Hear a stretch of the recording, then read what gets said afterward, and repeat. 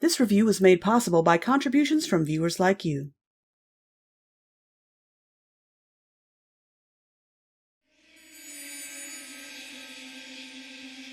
What the hell are you? Oh, no. I can't tell you, Earthling. Why not? If I told you who I was, then I wouldn't be. I'm the will he or the won't he. I am Schrodinger's cat. I am what all men fear, second only to the knowledge of their own mortality. You're the unknown. You're the one who made the NeverEnding Story sequel stupid. I have been inspiring questionable decisions in stories ever since man first sat around the campfire. Every plot hole, every character inconsistency, they belong to me.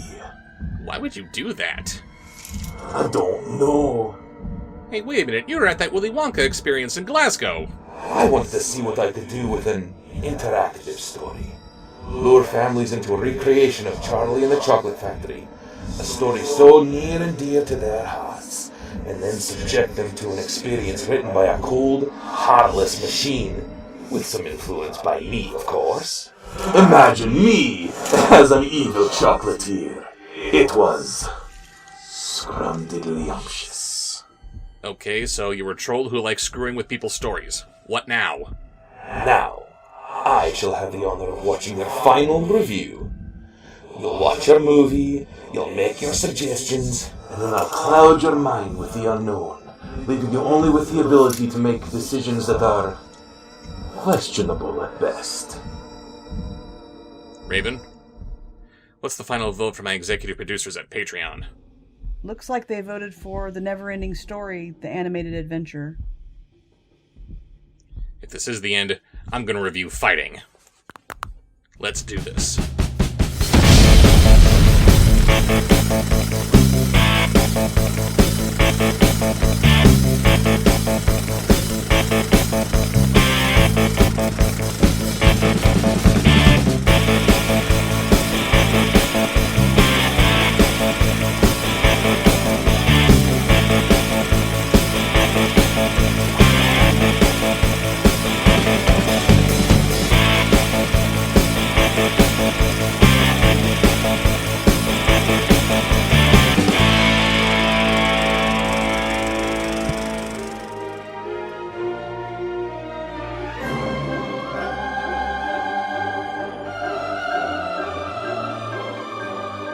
So yeah, the NeverEnding Story, the animated adventure. This is the kind of follow-up that producers want to make while the iron is still hot from whatever movie inspiring it hits big.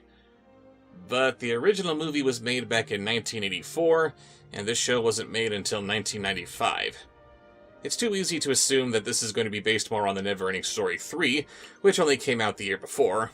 But Bastian looks like a hybrid of the actors who played him in the first and second movies.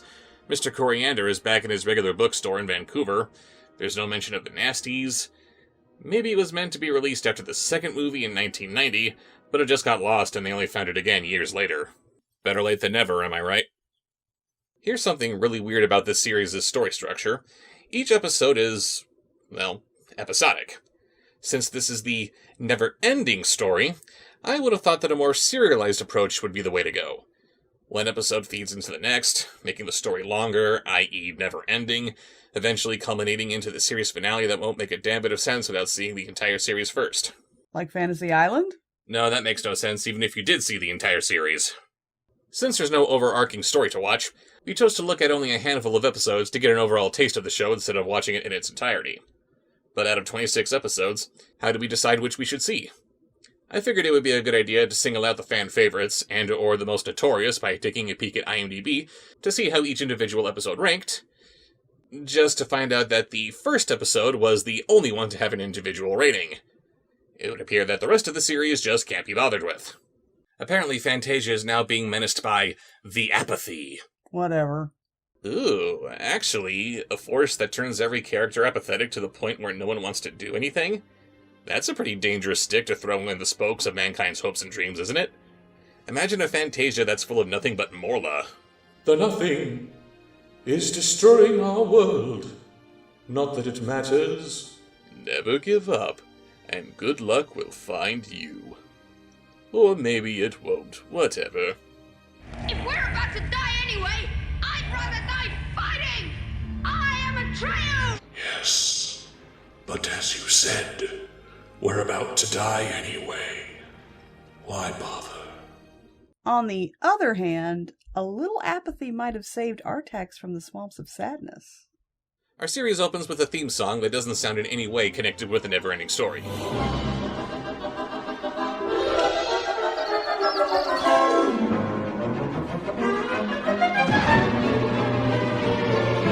Don't you just love it when an IP ignores its anthem, which is just as famous on its own as the sum of its parts? You know, I do. Seriously, they couldn't do something like this?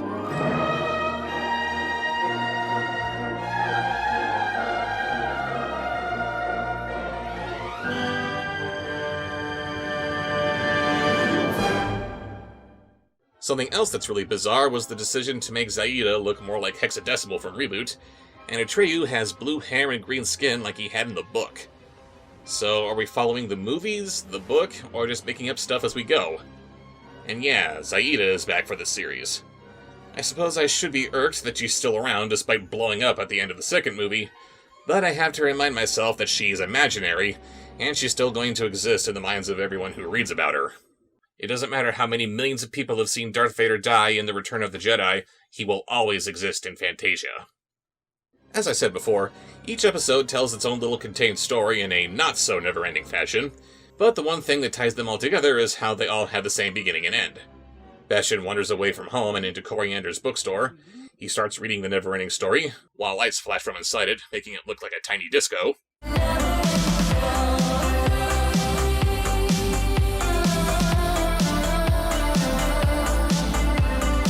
And then he just stops reading whenever the story's over, and he goes back home.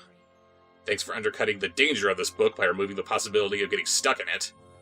Also, Mr. Coriander is nowhere to be seen. He just has his bookstore open at all times and lets Bastion read whenever he wants. Since that's what you want to do with something that can destroy the universe if you just look at it the wrong way. Let's start things off with the first episode, The Tears of Sadness, as opposed to the tears of cutting onions. Something is turning the Fantasians into stone. Bastion is summoned to help deal with it. But I don't know where to look. And once again, we have the problem of Bastion's crippling lack of imagination. Why should he have to look when all he has to do is say, I wish whatever's turning people into stone would knock it off? Follow your heart, Bastion. It will always lead you. And I guess the cartoon-like Empress lost her British accent at some point? Joining him on his quest is this tree guy from the third movie. Yeah, remember him? Remember how useful he was? Of course you don't. He's perfect for questing! They ride off with Falcor to look for whatever's turning everything into stone, again with no idea of what they should be looking for, let alone where it might be, and they come across this Furby thing that turns to stone after taking a drink from this brook. If it's turning Furbies into stone, it can't be all bad. Hey, you leave our Furba babies alone! They bring a sample of the water to the gnomes to be analyzed. Not another word until you try one of my beetle bun cookies. Hey y'all, you want some bug-ass cookies? Come and get them! Apparently, eating these beetle bun cookies makes them shrink down to gnome size. I don't think they knew that was gonna happen. Is this the Fantasian equivalent of being roofied? No, being roofied is the Fantasian equivalent of being roofied. Remember Falcor? You were unconscious. I roofied you! While Bastion is tracing the origin of this water to the Fountain of Life, from which all water in Fantasia comes, except only some of it is contaminated, I don't know. Bartroll is busy making himself a potion with whatever he can get his twigs on. They soon get to the fountain, which they could have done faster if they flew to it instead of scaling this mountain to reach it. And it never occurs to Bastion to just wish that the water was no longer contaminated, or better yet, could be turned into an antidote for those already afflicted with their stonification. It turns out that Zaida is behind this instead of doing her regular emptying thing for some reason. One of her more visually palatable giants chases our heroes underground, where they find sea mummies? These things consider themselves the most hideous creatures in all Fantasia, so much so that they can't even stand the sight of each other. Is that why you remain here? Hiding in the darkness? Yes, forever, sobbing in the bog of tears. You mean this isn't water? It's... Tears of torment, misery, and sorrow. Wow. They're literally crying themselves a river. Once there was an ugly barnacle. He was so ugly that everyone died. The end. So yeah, it would appear that these things' tears are so sorrowful that looking on them turns people into stone, and Zaida's giants are drilling holes from their cave into the fountain so that it'll spread all over Fantasia. Again, how is this supposed to be a better plan than what she was doing before?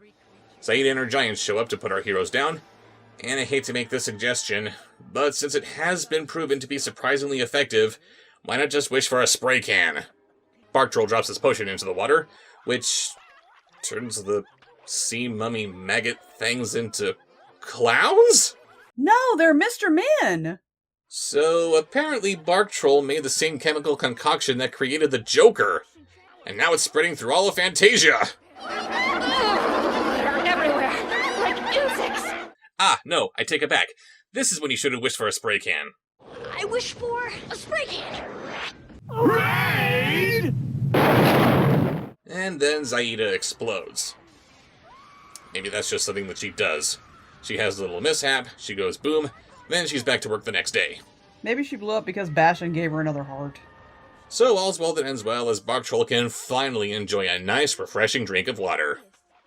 You mean I can drink? Hey, there's an idea! Another episode apparently revolves around the Purple Buffalo. You may remember Atreyu briefly talking about them in the first movie, and not without reason. These buffalo are really important to his people, the Greenskin tribe. Don't get offended, that's what they call themselves. Not only are the buffalo 2 or 3 times the size of a real buffalo you'd see in our world, which means there's that much more meat, skins, and other resources to be acquired, but to kill a purple buffalo means that you're officially a man in the eyes of the tribe. And now we're getting an entire episode devoted to them, and the significance of hunting them. This should be interesting. I mean, it probably won't be interesting, but it should be. This episode opens with Atreyu's herd of buffalo having gone missing. They should be here, Artax. As far as the eye can see. No signs, no trail, nothing. Holy crap, the horse is talking! To everyone who hasn't read the book, I apologize for the WTF moment that you're all experiencing right now. They head off to search for the buffalo, and look, Artax is kicking up dirt as he runs through this grass. Apparently this sea of grass is actually in Jasper. Quick, Artax, do the spin-out move! Bastion reads about this new story and plops himself into the Greenskin village, where their huts are made out of the skins of the Grimmest tribe. He meets this old man who tells him that Atreyu has gone missing. Shouldn't Bastion have known about this since he just read it? Atreyu left 2 moons ago to find the buffalo. He never came back. He's kind of a crappy warrior in case you haven't noticed. I must find him. No, you must wish to bring him back. This is ridiculous. He wished an entire plane of reality back into existence. Why doesn't he just wish for anything that he wants to get anything that he wants? The NeverEnding Story 2 gives us the machine that takes away a memory anytime he makes a wish. Brilliant plot device. Or at least it might have been if he actually knew about it. I get that we need a limit on wishes and what they can do, or else we have no story and it becomes boring. But be creative and think of some limitations to impose upon him. Like, Fantasia is the culmination of mankind's dreams and wishes, right? For a lot of it, that's all that they are. Just dreams and wishes. But some of us are fortunate enough to have our dreams come true. What if Bastion's wishing adversely affects the real world? He can wish for anything that he wants, but there's no guarantee that it wouldn't screw things up back home. That would force him to use his wishes as a last resort. That'd work, right? Anyway, since Bastion can't just wish for Atreyu to come back home, he and Artax set out to look for him.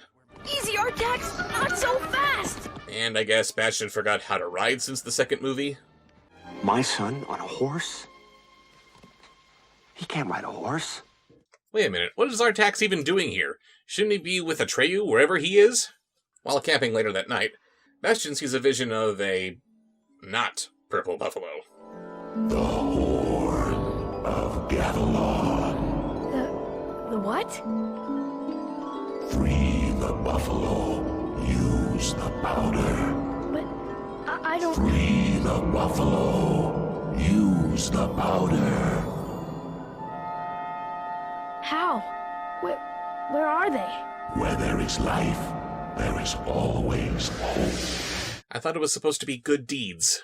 Where there are pure hearts and good works, there is always hope. But when he wakes up the next morning...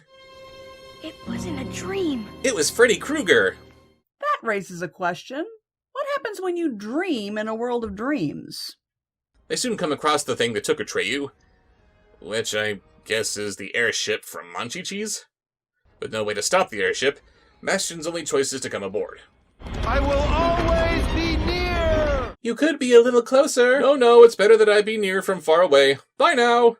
Artax needs Grover to show him the meaning of near and far. This is near.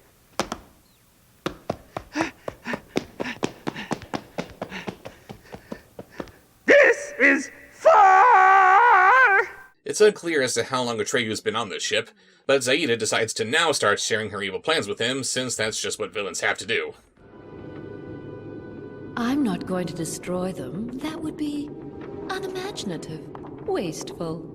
You're trying to make everything empty. You are literally trying to turn everything into waste! Zaida takes Atreyu into the engine room, and Bastion tries to use the powder to save the buffalo. Uh-oh, it's not working. There must have been some magic words. Weog, Teog, Peog. Peog? But then Zaida catches him. I guess she was just hiding off camera, waiting for this moment. And she tells him the rest of her evil plans, since she only gave Atreyu the cliff notes. Why doesn't she just deck him like Ultron? I'm glad you asked that, because I wanted to take this time to explain my evil plan. Yeah, remember when she was conniving and kept her plans close to the vest? No room for any of that in this. Look at it. The minuscule locust. It can eat 10 times its own weight in one day. Now imagine if each locust was the size of, say, a buffalo. Think of 1,000,000 of them. Picture the destruction. And just because he thinks about it, that's all that they need to become real. Fantasia is now destroyed, and it's your fault. Good job, Bastion. You know, here's a thought. Maybe since she's regenerated, we could establish that she's not entirely at full power, and she needs to rely on the aid of others in her quest for emptiness. She has them join her cause, but they each have their own ways of going about it. One of her underlings thinks of contaminating the water, someone else gets the idea to turn the buffalo into giant locusts. If you gotta come up with these wacky schemes for Bastion and Atreyu to overcome, that's how you do it. But Zaida doing this just doesn't make a lick of sense. Why is she doing this when she's supposed to radiate emptiness? You can't do this, Zaida. Something will stop you. It won't be me with my ability to wish for anything I want. Something will stop you. They managed to stop the ship, while still keeping it in the air instead of crashing, I guess. And this tiny distraction is enough for them to somehow get the crystal with the buffalo inside of it. Come on, Bastion! Wait, how'd they get up there without repeatedly wishing for one step to climb at a time? I wish for another step, and another one, and another, and another one. Why are they there in the first place? Running away is easier on the ground. Them climbing up this far is pointless anyway, since Bastion somehow gets the idea to give the crystal back to Zaida. She releases her swarm of giant locusts, and then Bastion uses the powder, turning them back into buffalo. The purple buffalo! How did you free them? I finally understood that the buffalo spirit meant free the buffalo, then use the powder. Only Zaida's magic could free the buffalo, so then I could use the powder. And how did the buffalo spirit know of Zaida's plans so he could relay that information? So they crash Zaida's ship, the buffalo stampede towards her, and we're left to assume that she got trampled because she forgot that she could descend into the earth. On to the next episode, Spook City. As Gamork said in the first movie, Fantasia is made up of all things fantasy, and unfortunately, not all things fantastical are good. Ever since the beginning, man has dreamed up countless monsters and nightmare creatures, so it only makes sense for the scary things of Fantasia to have their own space. Maybe this will be something like Halloween Town from The Nightmare Before Christmas. Knowing our luck, it's going to be Halloween Town from the Disney Channel. If Marnie shows up in this, I swear to God! Well, she is imaginary, so it's not impossible. And she's also very special. I hate you. We open on a dark and murky wasteland, where we find... Nita! Nita! Pika? Is Pikachu part of this universe? Someone dreamed him up, so yes. Nita! Nita! Oh dear God, no! It's not Pikachu! It's a Munchie! Hello, baby! Hello, honey!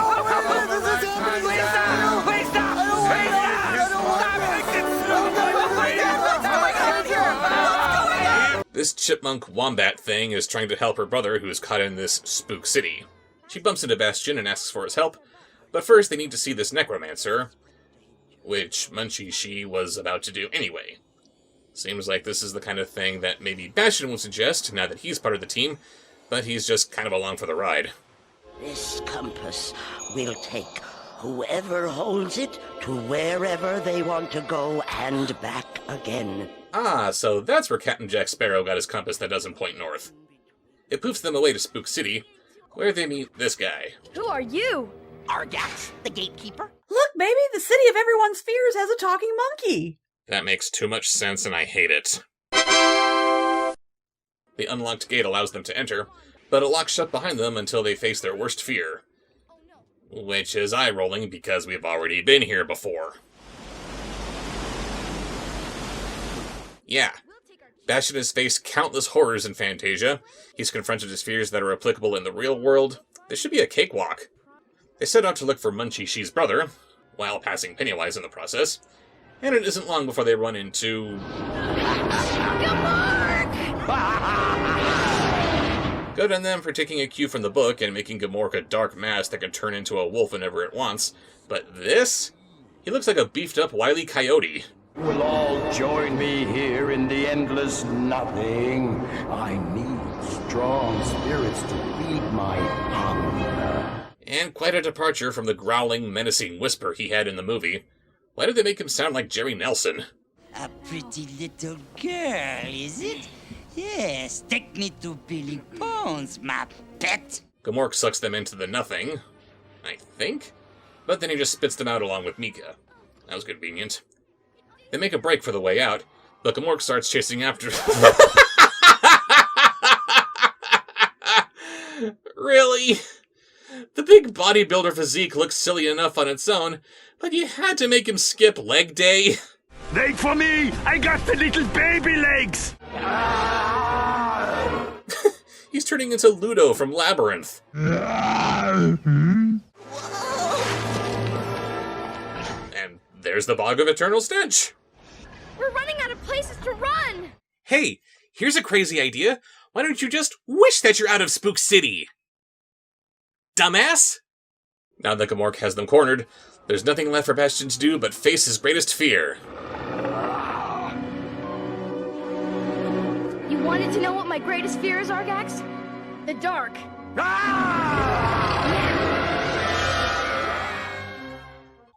One. Really?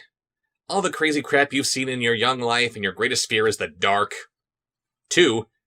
Even if the dark is your greatest fear, all you have to do to confront it is to shut your eyes. 3. There's a little bit of a difference between being afraid of what might be lurking in the dark and falling to a very obvious outcome. No, actually, this defeats Gamork. Somehow. And they poof back to the Necromancer's hut thanks to the compass. And from that day forward, Bastion, Mika, Gaia, and Argax all went on to have further adventures together. But that's another story. No, that's a lie. None of these characters would ever show up again. Let's wrap things up by talking about the episode To Save Falkor, if only because it's a kind of head-tilting title. Why would Falkor need to be saved? Shouldn't his inherent luck make him immune to dangerous situations? Then again, it was never specified that he's a good luck dragon. We open on Bastion having to deliver some headache medicine to Largehead's sick mother. Yeah, that sounds like the kind of epic fantasy adventure worthy of the NeverEnding story. Be sure to check out the NeverEnding Story 4, Bastion Puts the Cat Out. And then Falkor shows up. Sounding like a jet, apparently. Hello, Falkor. It's so good to achoo! He sneezed right in his face. Fantasians are used to it. God, I hated that scene. It feels wonderful to be up here flying with you again, Falkor. After a whole week sick in bed. Achoo! What's it like being sick? You mean you've never been ill? Oh my god. Fantasians have never been sick. Bastion just exposed them to the common cold and their immune systems are horribly underdeveloped. They're all gonna die! Maybe that's why we don't see Atreyu in NeverEnding Story 3. But just as Bastion is talking about having been sick, Falkor gets dizzy and starts falling. Ah crap, it's psychosomatic. You can't talk about being sick to an imaginary character, or else they'll catch it themselves just by imagining it. Ooh, that's a scary thought. It's established in the first movie that humanity can possibly lose all of its hopes and dreams if Fantasia is lost to us. If somebody gets sick in Fantasia, and that disease starts to spread, can that actually affect people in the real world? So they crash into Looney Tunes land?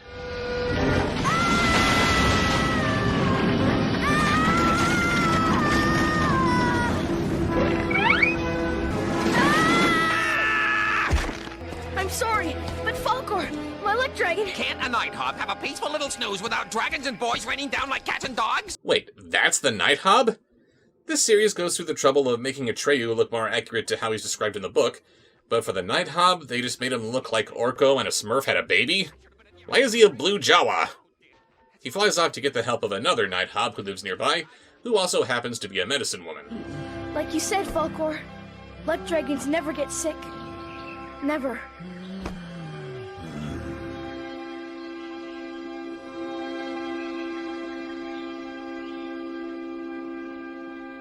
Oh crap, Falkor gets sick and just starts fading away? Erased from existence. The medicine woman examines Falkor and deduces that he caught Bastion's cold, which is lethal to luck dragons. Really? He's immune to every other disease lurking through Fantasia, but the common cold is what does him in? I would have thought a luck dragon would be able to handle it a little bit easier. Ooh, another scary thought.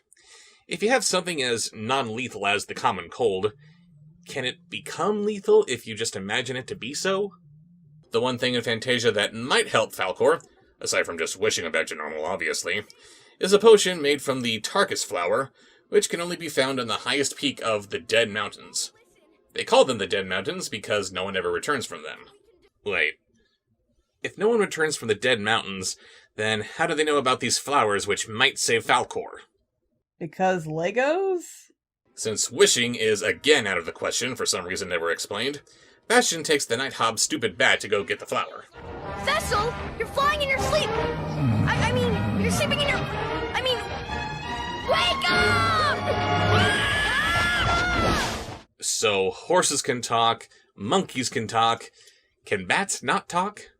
Coming soon from David Dakota, a talking bat? Bastion eventually gets to the highest peak, he finds the flowers he needs, and he sends them off. But then he runs into... Gravel, the horror of horrors. In the book, it was this Igramil thing that made Bastion cry out in horror so that he was heard by the Fantasians. I suppose it's scary enough as a giant spider-like creature, but this is supposed to be millions of tiny bugs that have the ability to make it into whatever shape it wants. If the Magic Voyage can do it with the Swarm Lord, so could this show. Just when it looks like Bastion is about to be Spider Chow, Falkor shows up to save him, perfectly fine. So, he's suffering from a deadly disease. The cure that he needs is retrieved and processed into a potion that they don't even know will actually help him, and he's up and about and ready to save the day all within 2 minutes? I know he's a luck dragon and all, but this is just... bullshit! No one returns from the Dead Mountains! My perfect track record! Ruined! So they're back on their way and deliver the medicine to Largehead's mother. And it appears to be more flowers from the Dead Mountains from which no one returns? What? Where did it come from? From Karen, of course. Oh, few people know he has the only Tarkus flower growing outside the Dead Mountains. If these 4 episodes were any indication, then the rest of the NeverEnding story, the animated adventure, is just dumb. It introduces some ideas that could be interesting, but it doesn't even try to properly flesh them out like they should be. The villains are only watered-down shadows of what they once were, relegating themselves to baddie of the week instead of the world-destroying entities that they once were. And again, I need to say that I understand completely why they can't just have Bastion wish for whatever has to happen for this or that problem to just go away, but the least they could do is make up some reason as to why he can't just wish for anything that he wants. It looks like he just forgot that he can do that, and it really hurts him as a character, and the story as a whole. Well done. And now that your review is over, say goodbye to your mind. Wait, before you fill my head with stupid, I'd like to say something to my fans, if I may. Oh, very well. Wait, where did you get that? What's the matter? It's only a book. No harm ever came from reading a book. Put that down. You don't know what it can do. It's not just literature. At the end of Bobshaux's review, the unknown had a change of heart. He decided that he would not erase the reviewer's mind, and he would abandon making adverse decisions to people's stories. He would instead become the chocolatier he always wanted to be. What? You can't do that. You can't rewrite my entire character. Why would I do that? Well, there are many possible reasons. Maybe you got tired of trolling stories. Maybe you're feeling sorry for making people so unnecessarily afraid and you want to do something nice for them. It could be anything. But, as the book says, this was your decision.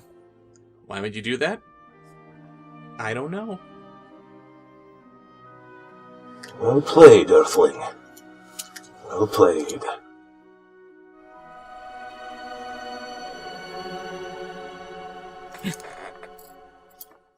You're back! Are you alright? I'm not sure. Name a movie that might need some improvement. Bayformers? Erasing Michael Bay's influence would be a huge improvement. Whew, back to normal. Good. Honestly, I didn't know that would work. I just got this idea and I ran with it. And that is why imagination is more... What's that? It's a candy bar. With a message on it. Dear Bobsheaux, I'm sorry for all the trouble that I've caused you and so many others.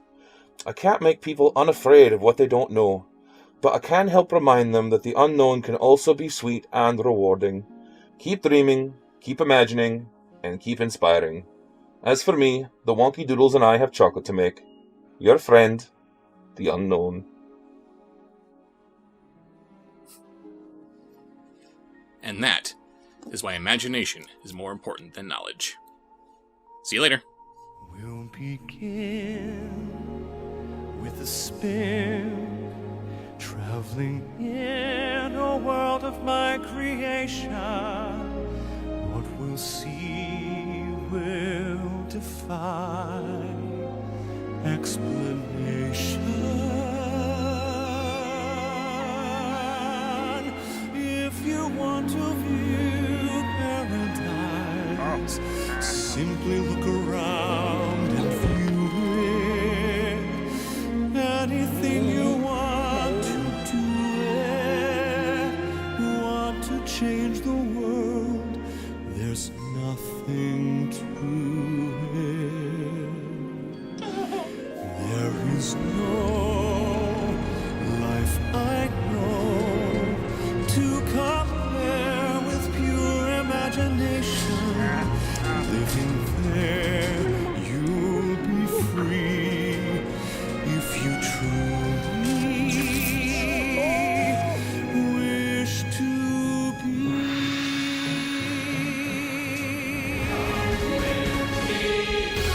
And you'll be in a world of your imagination. Living there, you'll be free if you truly wish to be.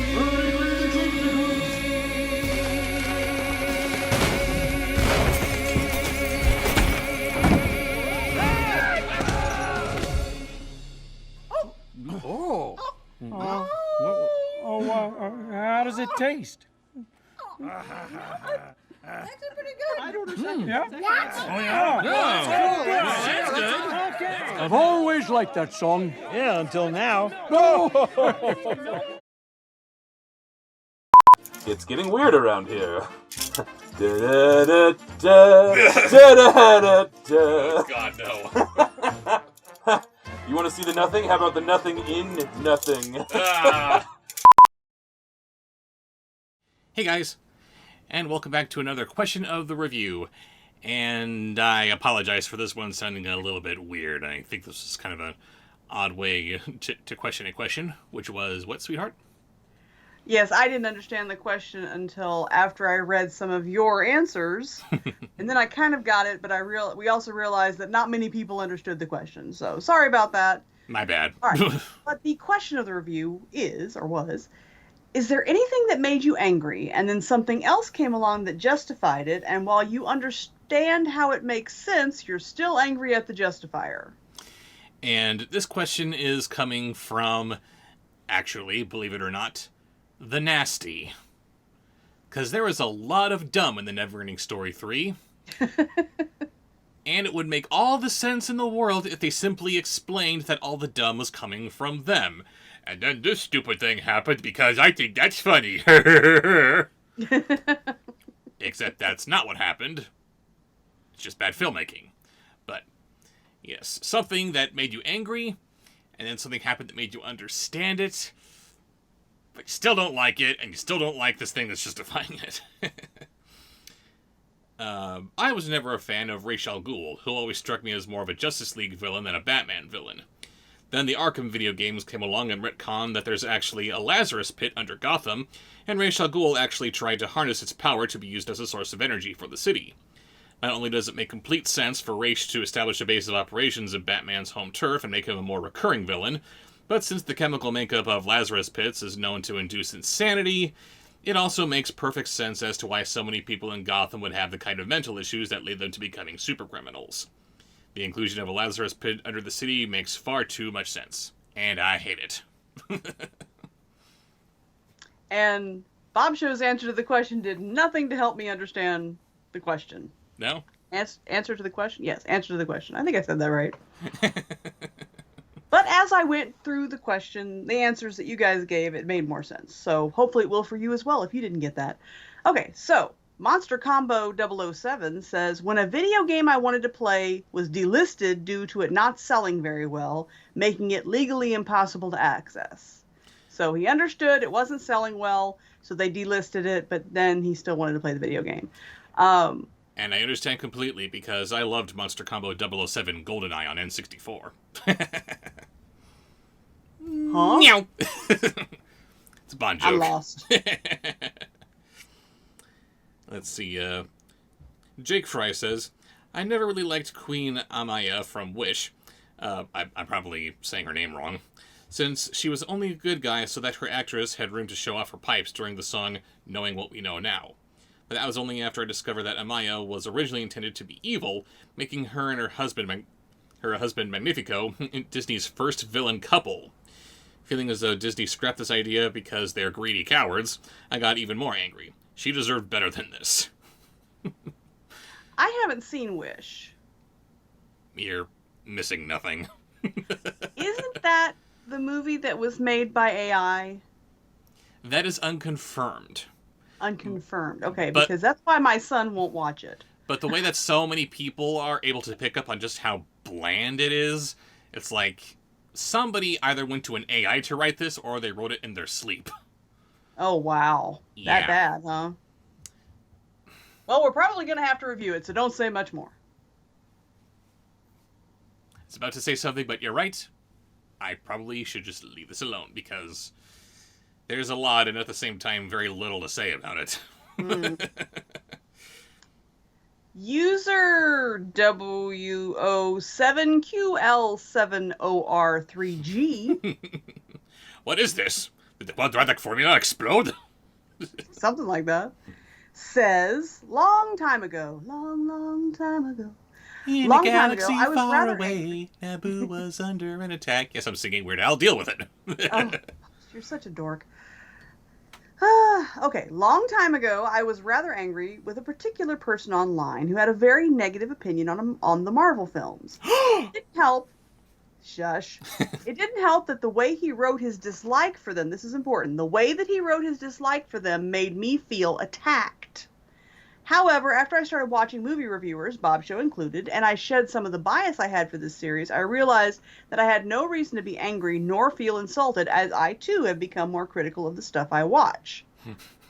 You don't have to become more critical of the stuff you watch unless you date Bobsheaux, and then you can no longer enjoy movies and TV shows without tearing them apart. Oh, will you shut it? Never.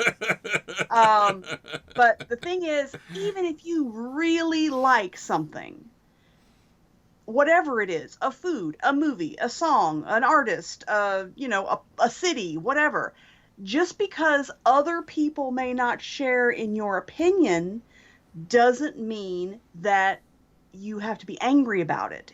Differences of opinion make the world go round. Precisely. Now, if the reviewer or anybody else is saying something about something that you love that makes you feel attacked, it could be that that's the way that the person is putting it. They're putting it badly or putting it confrontationally rather than just sharing their opinion. As might have been the case with this person. Might have been. Or maybe you're just overly sensitive and you need to work on, like you said, shedding some of your bias. And don't think that just because a reviewer, Bobsheaux or otherwise, tells you that they don't like something, that means that you can't like it. Just don't be a rabid idiot about it. If someone doesn't like what you like, Alpha and Omega, fan base, Hugo the movie star, who's watching this? But apparently it's very important to them. Exactly. Things like that. I'm going to say that I don't like this or that, but I can't say that the Bayformers movies are just for idiots, because if I did, then I'd have no fan base. There you go. There you go. I will say that Michael Bay thinks you're an idiot. That's different. And then there was the time when I understood exactly about that. The way he wrote his dislike for them made me feel attacked. And that was on date night when we were watching the live action Beauty and the Beast. I was saying nothing. Instead of just enjoying date night, Rob reviewed it and ripped it to shreds and made it impossible for me to enjoy. I was saying nothing to sound like I was insulting you. Oh, hey, hang on now. But even you have admitted that the way you put it was a bit much. I'm sorry, I don't remember that. You did. Well, you went back and we watched it, and you didn't review it, and I enjoyed it, and you enjoyed date night. Yes. And I was able to move back in from the doghouse. Yes. So, I understand.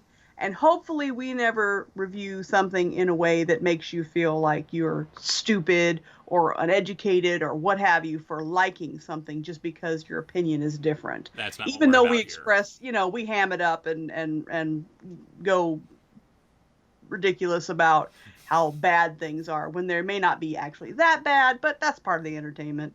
This movie is absolutely terrible, said the guy who enjoys Plan 9 from outer space. There's really no accounting for taste. There is not. Except for this. I love you. I love you too. Yay. The exception is things by Jimmy Screamer Claus, because if you enjoy that, you probably should seek help. Let's not go there, shall we? Yeah. Okay. Next. Dr. Waluigi Review says, the cancellation of several comic book properties, including the Swamp Thing. Including the Swamp Thing show and the Cape. I get that people didn't watch them enough to, or a money issue, but it's still annoying that these shows were canceled.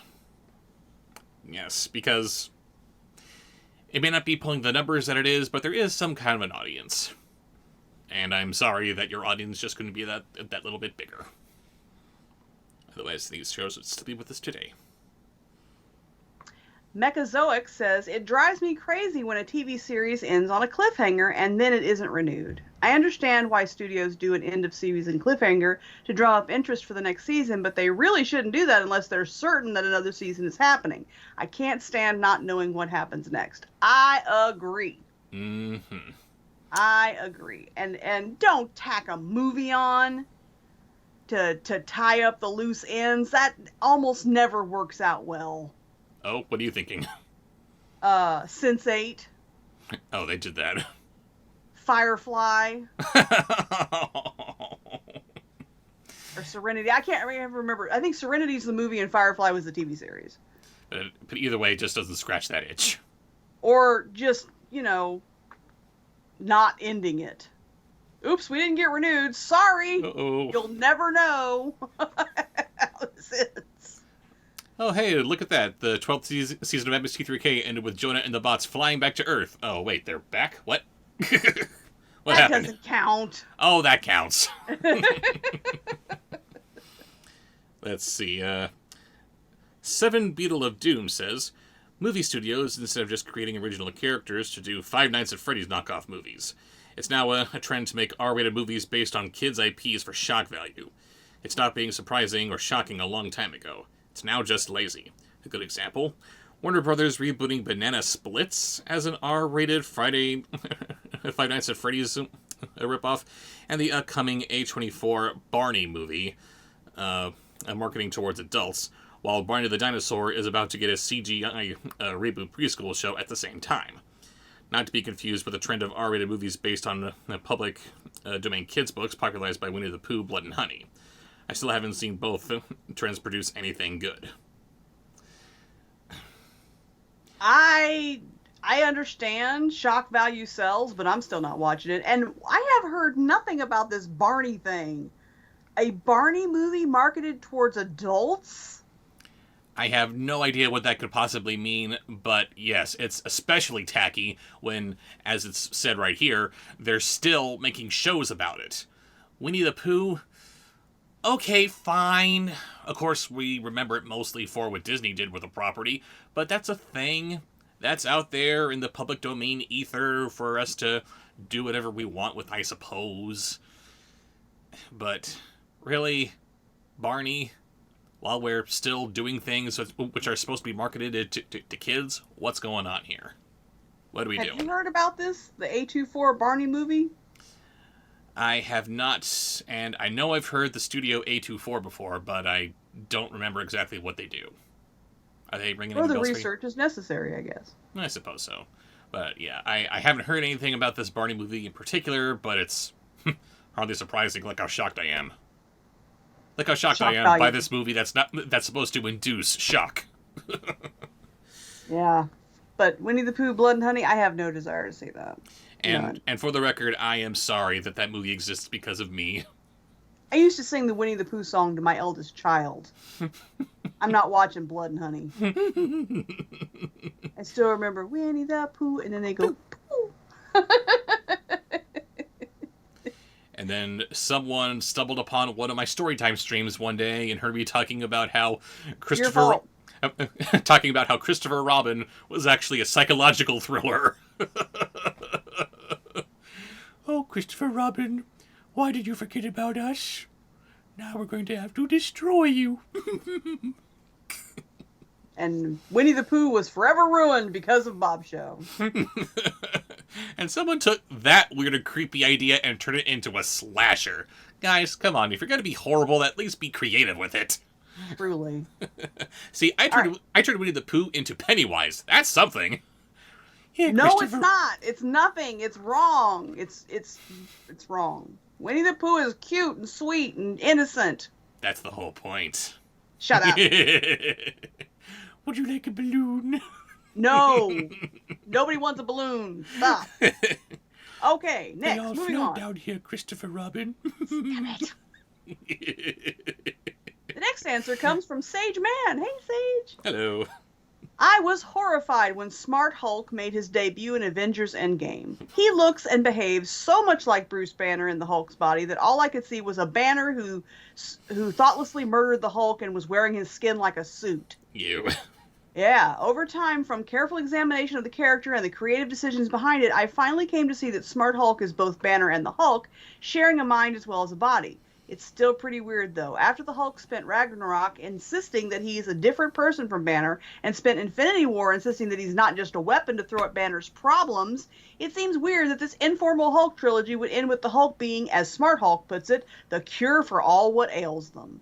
And the two of them becoming one. On the other hand, I suppose that's the only way these two very different people who must share a body could possibly find peace. No, we are not justifying it. That was wrong. It was absolutely the wrong move. Smart Hulk should not exist. If anything, if he's trying to put a cap on his anger, what if he just gets a little bit green whenever he turns slightly frustrated? But then again, I suppose it didn't help that in the very first Avengers movie, he says, that's the thing, I'm always angry.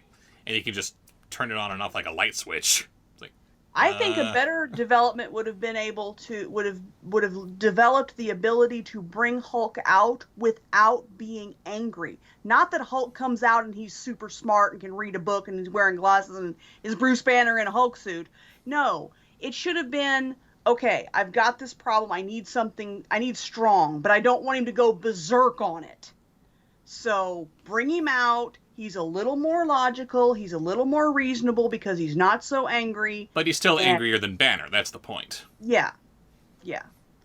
Have sort of like what they have in The Flash with Caitlin Snow and Killer Frost. Killer Frost, exactly. They switch back and forth, but they're still able to talk to each other when they need to. Talk to each other, as it should be. That would be good. It's, okay, Hulk, I need you to come out, and I need you to, not smash. How about just move? And Hulk move? Hulk Yeah. no smash? Okay. since he's not angry, he's a little more reasonable to deal with. So no, Smart Hulk, I agree with Sage, is absolutely the wrong move. You can't say, oh, the Hulk's not just a problem to throw, and it's not a weapon to throw at Banner's problems, and then they're all coexisting peacefully, and there's no reason for it. Absolutely not. Hulk doesn't need to be smart, and Bruce doesn't need to be big. Big and green. It's just ridiculous. It ruined the character, I think. Okay, Hulk move. Now Hulk smash? Yeah, something like that, and then maybe maybe what's her name calms him down. Not Scarlet Witch. Who am I thinking of? Scarlett Johansson. Scarlett Johansson, but the character she plays. Black Widow. Black Widow. Yeah, that never went anywhere, did it? But yeah, and then Black Widow has to kind of sing him a lullaby and calm him back down, or maybe she doesn't have to because she's helping him with his anger management.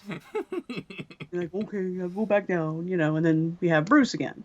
Hey, Hulk, this is Bruce. We need to tone it down a bit. Tone down? I don't wanna. Hulk. Okay, Hulk, tone down. That'd be good. Let's see. Darth Ingressa says, when a comic series or TV series gets canceled either after the first issue or season, even worse when the TV series gets canceled further down the line. So many good stories that will never see the light of day beyond their source material, or will never get a fitting conclusion. I understand why it happens and keeps happening, but I hate it so much that I wanted to use the Infinity Stones and fix that, and only that. Then destroy them and finally rest and watch the sunrise on a grateful universe. No Infinity Stones. It's not that serious, but yes, I understand. Yes, apparently we got Darth Thanos over here. Yeah, really. Don't do that. Yes. But yeah, the same thing with the ending on a cliffhanger. And speaking of Infinity Stones and ending on cliffhangers and stuff, they really needed to establish at the end of Infinity War. Was that the first of the two? We go. Yeah. I gotta say this. I know. They really should have had him destroying the stones at the end of the first movie. Because as it ends, they're still around, right? Oh no, half of the universe just blinked out of existence. That's so terrible, except not really. Because you still got the Infinity Stones and you can just snap them back into existence, right? It was terrible and everybody with a soul felt it. Sorry, but so many magically induced deaths, all I can think of is, well, okay, can't they just be magically induced back into living? Isn't that how it works? I don't know. But if they did that, and Such then... a DC guy. Oh yes, that's my problem. One of many. But if they did that, and then immediately destroy the stones, oh crap, we can't just hit Control Z on this. What do we do? This is terrible. That's something. That's a cliffhanger. It was terrible. Especially Spider-Man. Which opens up a whole other can of worms. I don't want to go, Mr. Stark. And then the world cried. Except for Bobsheaux, who has no soul. Yeah, he'll be back. Shut up! It's Spider-Man. Of course he'll be back. Tom Holland. Especially with, again, how they did it. Nothing in this movie told me that this is permanent. Anyway. The most permanent death in that story was Iron Man. And even that's eventually being undone. No, he's coming back as a whole different character. It's very confusing. It'd be Doom. Iron Man's gonna sing the Doom song now. Doom, doom, doom, doom, doom. Okay, moving on. Sorry. Make fun of your own properties. Okay, Shayna Barnard says, for me, it was the cancellation of the Dark Crystal Age of Resistance. Amen. Boo. It came out when I was... Yeah, this is something that I'm still angry about, is what I said amen about. Mm-hmm. It came out when I was a young adult, but since I never saw the original movie until last year, and I thought it was okay, it just flew past my radar. Cut to your Into the Hensonverse reviews, and I was finally intrigued enough to watch it, and I'm glad I did. Only to find out after watching it, it was canceled. The only explanation I could find for why it was canceled was that it was incredibly expensive to make, and Netflix didn't quite make enough money to continue it, even though fan responses were positive, and it even won a freaking award. I understand it was expensive. I get it. That's what you do when you're dealing with puppets. I can't believe that it did not warrant more seasons, financially warrant more seasons. It had such a positive response. There were so many more places they could go with it. And it couldn't end where it did. I don't know how you could possibly end this story on a high note, because it kind of has to end with the slaughter of the entire Gelfling race. Remember? Yeah, but that the movie took has a only long the two. time. There's a lot of build up to make it possible for the movie, the events of the movie to happen. Still plenty of stories you could have in the meantime. Yeah. Absolutely. And we loved the characters. The characters were so well done. The stories were so good. The vision, it was beautiful. It was so wonderful. And I'm angry that they canceled it. I don't know the numbers exactly, but I would think that Netflix is on the same playing field of at least Disney. Oh yeah, but see, Netflix... Wouldn't they have all the money in the world for this? They had too many irons and too many fires. I think that, and that's one of the things that they had to cut. They were too ambitious, and they had to pull back, and a lot of things got shoved by the wayside. I brought up Sense8 earlier.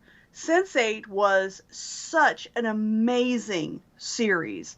It's about these people who are born in different parts of the world, but they're actually psychically connected. And not only that, but they can sort of astral project into each other's minds, or however they want to put it, however you put it. And they were, it was such a great story and a great representation for the LGBTQIA plus community. And it was just so beautifully done. And because that was so beautifully done, they were filming in all these super expensive locations so that they can get the rights. Put it on a movie set and keep going with it. The stories were great, but we'll believe it. Locations. We can fall for a little movie magic. Yeah. How often do we go to New York and it's actually Vancouver? Everything's Vancouver. Vancouver's everything. Just put them on a set, put them on a green screen, we'll believe it. Yeah. That sucks. The stories, the actors, the chemistry, it was all so well done. But just too pricey. It was just too pricey. That's the only reason that they canceled it. It had a huge response, huge following, and Netflix was just caught up in that, oops, we've got too many things going on, we got to cut some fat. And let's get rid of our most expensive properties. Couldn't cut any of the budget for Cuties, apparently. Anyway. Let's see. And what's our final answer? Our final answer comes from October 31st, 22. Whoa, it came from Halloween 2 years ago. One thing I thought was kind of dumb is how they tried to justify the weakness in the Death Star in Rogue One. The justification is he built a weakness in the Death Star so it could be destroyed. But how could they not know that he was building this weakness to begin with? He builds a trench that leads directly to it. Also, if he had that much control over the project, build this obvious weak spot, why did he just include a button that would self-destruct the whole thing? In trying to justify the weak spot in the Death Star, they open up a whole new set of questions. Not really mad about it, though, just kind of fun to think about. I thought that was just unnecessary as well. I mean, design flaws do happen. I could very easily imagine that they just didn't think that shooting a torpedo down this exhaust port would cause this much damage. But no, apparently that weakness was built into the Death Star ever since the beginning. Wouldn't somebody have caught that? I mean, oversight is one thing, but this thing would have to be a bit more obvious, wouldn't it? If it's something that's intentionally going to destroy this massive space station. I don't know. I'm just talking to myself here, since Raven doesn't know Star Wars and everything is just going right over her head. Well, and I do understand, recently in The Flash, we had something like that. With the satellite that they were auctioning off, the weapon to destroy Central City or whatever. And they stopped it and then hit the self-destruct. Why have a self-destruct? Why? Yes, that's right. It was destroyed by way of self-destruct, which was just a couple of keystrokes. At the end of the countdown when it was about to destroy Central City. And it had to have the countdown, too. Yes, and now I will demonstrate the weapon. Boop, in 1 minute. 59 seconds. 58 seconds. Talk about anticlimactic. Now we have to make things fair for any double agents or heroes that might be nearby to stop us. Is there anyone going to try to stop us? We've only got 3 seconds left, so now's your window of opportunity. Let's do this. No? Okay. Gotta give them a sporting chance. Oh, darn, they figured out the self-destruct with no problem. Oh, no. There it is. Stop the countdown. Here's the self-destruct. Kabooey. Why? That's a terrible engineer. Why? Because apparently these supervillains live in a world where James Bond is still a thing. He's still a facet of popular culture, popular culture, but nobody is ever suspicious of anyone who, while adjusting their bow tie, says, "Hi, my name's so-and-so. First name so-and-so." Da-da-da-da! Really, guys? Really? Imagine that. A comic book property TV show gets silly. Hey, I got no problem with silly. Just make the silly make sense. That's all I'm saying. But anyway, sorry again for the kind of weirdly worded and confusing question here, but thank you all for the wonderful answers regardless. And look for the next question of the review coming up soon, and be sure to answer, and yours might be one of the answers chosen for us to discuss. Absolutely. See you later. Bye, guys.